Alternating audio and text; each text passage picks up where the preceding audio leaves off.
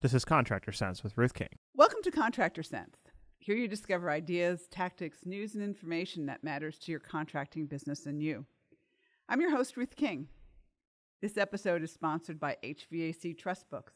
Go to hvactrustbooks.com to discover how this tool can help you close more sales. Thank you for joining us. Here's how we will help you and your business today.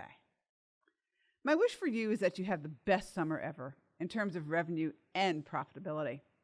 In previous podcasts, I gave you general strategy, pricing, inventory, and marketing tips to have the best summer ever. Today, in the final podcast on having the best summer ever, I'll talk about sales and cash flow. So let's begin. Sales. And I know a lot of you are probably thinking, what in the world do I have to worry about sales? It's busy. Well, guess what? You still have to worry about sales. You still have to worry about making sure that your salespeople aren't burning leads because they're plentiful and they say, if I don't make this one, if I don't close this one, I got another one coming up. You never, ever, ever want to burn leads. It's a waste of time, both for the customer and for you.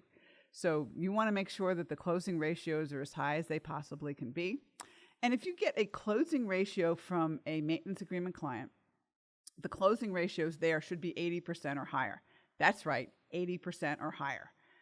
Your maintenance clients, as we discussed in the first podcast on the series, are gold and they're platinum for you. They are the people who will pay attention to you. They are the people who will trust you.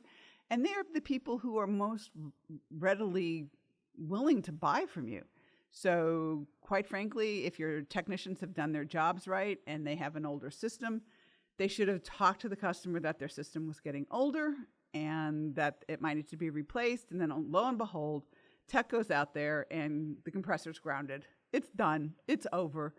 And many times with your maintenance clients, they're going to go, you guys told me about this. I should have listened to you before. And now I'm stuck. So, a lot of times for all intents and purposes, you've planted the seeds already.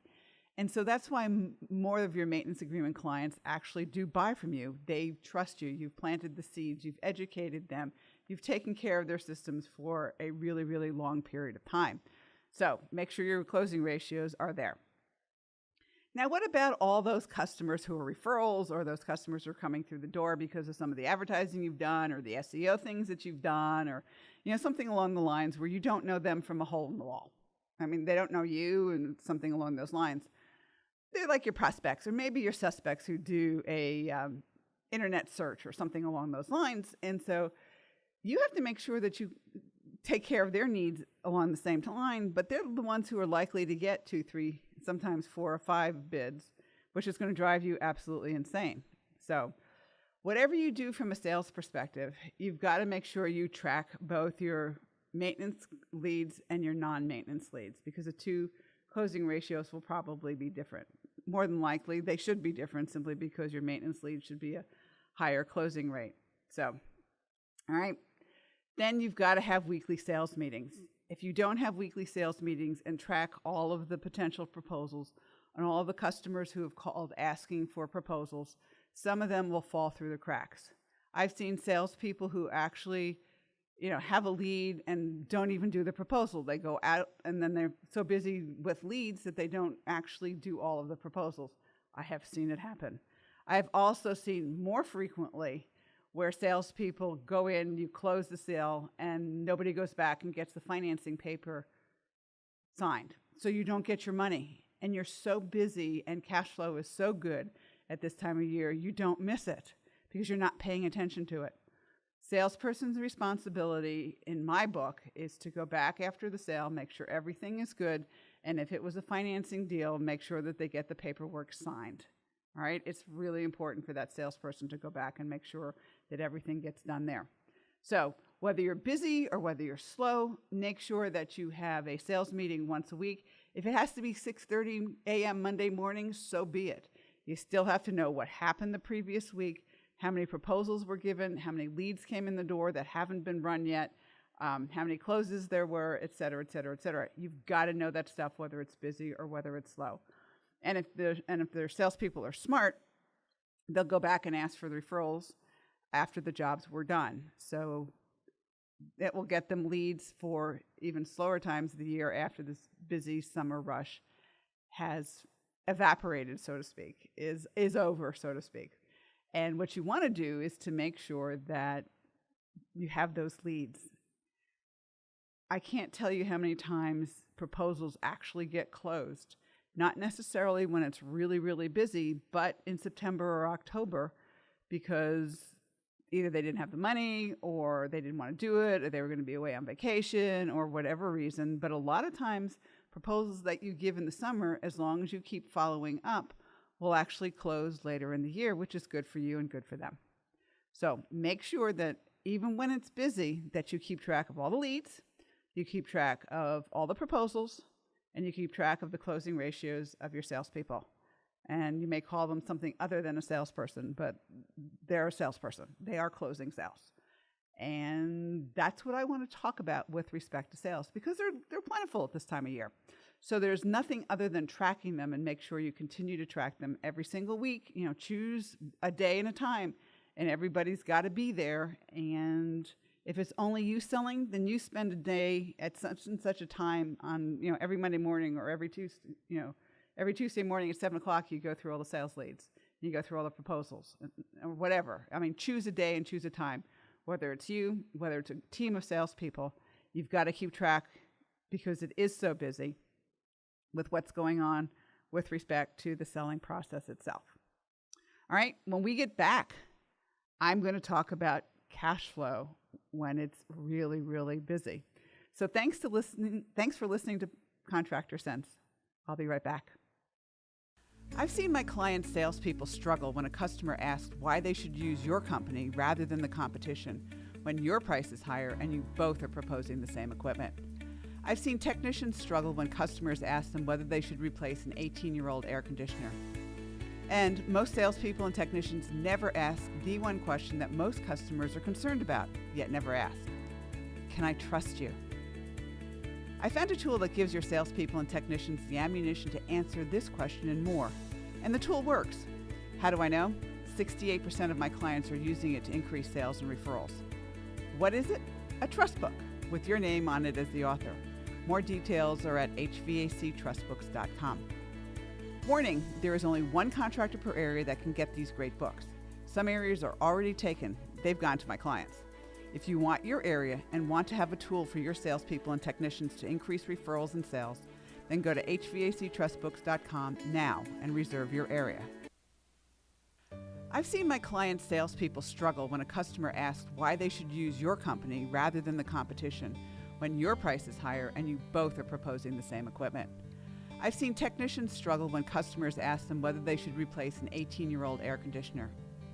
And most salespeople and technicians never ask the one question that most customers are concerned about, yet never ask. Can I trust you? I found a tool that gives your salespeople and technicians the ammunition to answer this question and more. And the tool works. How do I know? 68% of my clients are using it to increase sales and referrals. What is it? A trust book with your name on it as the author. More details are at hvactrustbooks.com.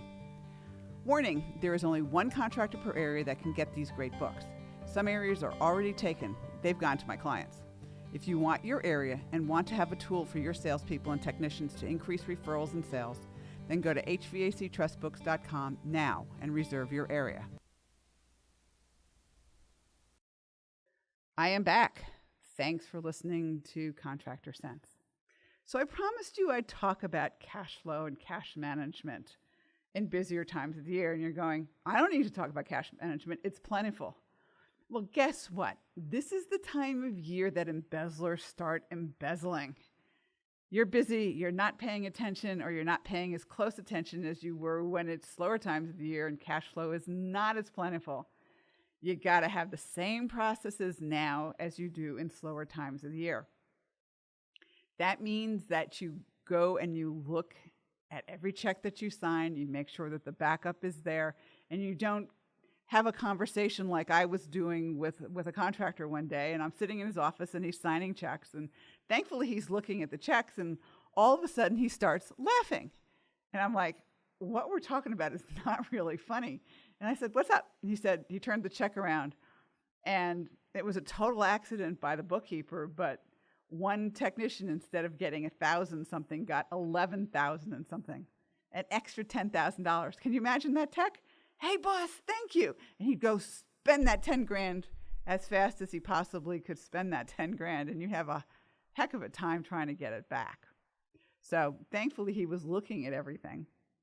And that's what you need to do, is continually look at every check that you sign and look at your bank statements, because they should be sent to your home, and look at them, and then let the bookkeeper actually balance the checkbook after that. And also look at your bank balance every single day. I mean, these are 3 things that should be done every single day, whether you're busy or whether you're not busy. You should also require a weekly cash flow report. And if you want a copy of a weekly cash flow report, send me an email, and I'll give you my email address at the end of this podcast. Weekly cash flow reports, whether you're busy or whether you're slow, actually help you make sure that you're going to use the cash efficiently and effectively, so that you can know what came in. Basically, what they do is they say, all right, we started with a certain amount of cash this week. This is what we brought in. This is how much we had total for the week. We add the 2 together. And this is what we wrote checks for this week. And so this is how much we have left at the end of the week. And then you look at, okay, what do we think is going to happen next week? How much do we think is going to come in? And how much do we think is going to go out? In the summertime, you always have a very positive number at the bottom of that, simply because cash flow is plentiful. You guys are busy, and you're making a lot of deposits into the bank. But make sure that you continue to do this, whether it's busy or whether it's slow, because a lot of times I see that what came in this week is a certain amount of cash, a certain amount of credit cards, a certain amount of checks. And you want to make sure that if cash is coming into your door, that you are actually getting that cash deposited in the bank. Now, some bookkeepers, in fact, one bookkeeper was basically stealing most of the cash. And we found out about it when she took a vacation in the summer, and all this cash started coming in, and cash had never been coming in, quote unquote, on the weekly cash flow report. Yes, it did. It was just evaporating. Let's leave it that way. So weekly cash flow reports should be done every week. Bookkeeper every Friday afternoon puts it on your desk, along with a copy of the aged account receivable and aged accounts payable, so that you know all the billing, if you're doing commercial work, has been done for the week. And you're also making sure that you know what's supposed to be coming in for the week. Because a lot of times also when it gets busy, what happens is you don't pay attention to collection calls. Somebody has to pay attention to collection calls no matter when. And this allows you to look at the aged receivables and circle those customers that you want collection calls made, and have a report back the following week. I talked to Mrs. Jones. We expect to get a check on such and such a date. And it also allows you to circle payables that you want paid for that particular week, and that is given back to the bookkeeper or whomever, and they prepare the checks for you and all the backup for all the checks for you to sign based on what you circled. And then you sign those checks looking at them, and then they can go in go in the mail, not in the bank, but go in the mail. And then you can make sure that gets done. So that's all that gets done off the weekly cash flow report. And it also ensures that your billing is up to date, because if you're looking at a week and you know you were incredibly busy and you don't see all these bills that you should be seeing, you start asking questions. I have time to bill. Well, better get time to bill. We need the cash no matter what. So that's the weekly cash flow report. The other thing that I would beg that you do, especially in the summertime, is to save 1% of every dollar that comes in the door. Okay? So if you get a check in the mail for $10,000, that's $100 that goes into a savings account. You have $9,900 to play with and to use. I promise you, you will not miss that $100. However, I also promise you that those $100, put in a savings account every single day for a period of 3 to 4 months, add up to a lot of cash in the long run. And I want to tell you a story here, simply because it shows you what putting 1% away can do. And I was doing a presentation for ACCA in Charlotte a couple of years ago, and this guy raises his hand and says, "Can I tell a story?" And I'm like, "Sure." He said, "I sat in your class in 1990, whatever." And I'm like, "Okay." And he said, "You talked about putting 1% away then." And it's true. I've been talking about this for years, and I've seen a lot of stories of good that's really gotten done with it. He said, Well, I decided to do it. And so I started putting my 1% away. And then when the economy tanked in 2009, 2010, whatever it was, the building next door to us came up for a song because the owner needed money. Well, I had the cash in the bank. So I didn't have to get a loan. I didn't have to do anything. I wrote a check for the building. He goes, I just sold it. And I'm not telling you how much I sold it for, but thank you very much. So you never know when your great opportunity is going to come around that you can use that 1% for. It's also used, obviously, in slower times of the year to potentially have to fund payroll or something along those lines. Put the 1% away, especially when it's busy. It's not going to kill you. The other thing I would ask you to do, especially when you're busy, is put away all of your maintenance agreement enrollment money.